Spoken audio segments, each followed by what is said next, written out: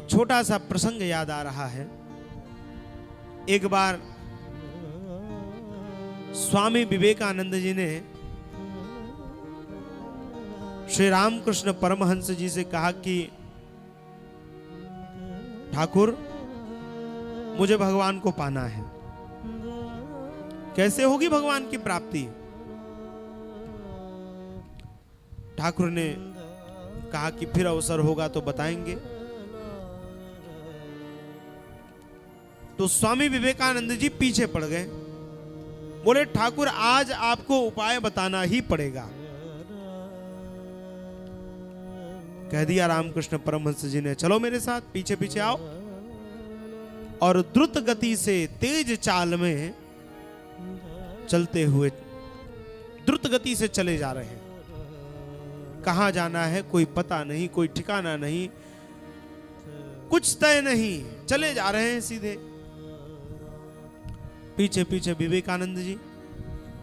अब वो तो अवतारी महापुरुष। चलते चलते मार्ग में विवेकानंद जी का गला सूख गया और प्यास लगी। तो कहा, गुरुदेव आपसे हमने प्रार्थना की थी कि भगवान को प्राप्त करना है, आप उपाय बताइए, और आप इतना तेजी से ले आ रहे हैं कि प्यास के मारा मैं मरने लगा। मुझे मरकर भगवान को नहीं प्राप्त करना है, जीवित अवस्था में भगवान को प्राप्त करना है। ठाकुर ने कहा, तो जल पी लो। एक जलाशय दिखा तो विवेकानंद जी उसमें जल पीने लगे। और जल पीने लगे तो उसी समय ठाकुर ने हाथ पकड़ करके विवेकानंद जी को पानी में उनका मुख डुबा दिया। अब डुबा दिया तो तड़पने लगे। बिल्कुल प्राण जाने की बेला आ गई। पूरे शरीर में तड़पन है कि किसी प्रकार जल से बाहर निकलूं। जब देखा कि अब विवेकानंद के प्राण निकल जाएंगे, तब गुरुदेव ने छोड़ा। और छोड़ा तो विवेकानंद जी हांफते हुए बाहर निकले। पहले तो खूब जोर जोर से श्वास ली, फिर कहा, गुरुदेव आपसे मैंने प्रार्थना की थी कि भगवान के प्राप्ति का उपाय बताइए, और आप तो आज मुझे जान से मार डाल रहे थे।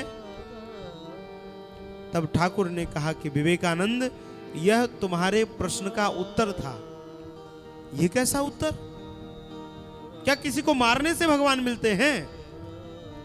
तब ठाकुर रामकृष्ण परमहंस ने कहा, विवेकानंद आज जितनी तड़प तुम्हें अपने प्राणों को बचाने के लिए उत्पन्न हुई थी, जिस दिन उतनी तड़प परमात्मा के प्राप्ति के लिए हो जाएगी, उस दिन परमात्मा को ढूंढना नहीं पड़ेगा, वह परमात्मा तुम्हारे पीछे पीछे चलने लगेगा, तुम्हारे पीछे पीछे।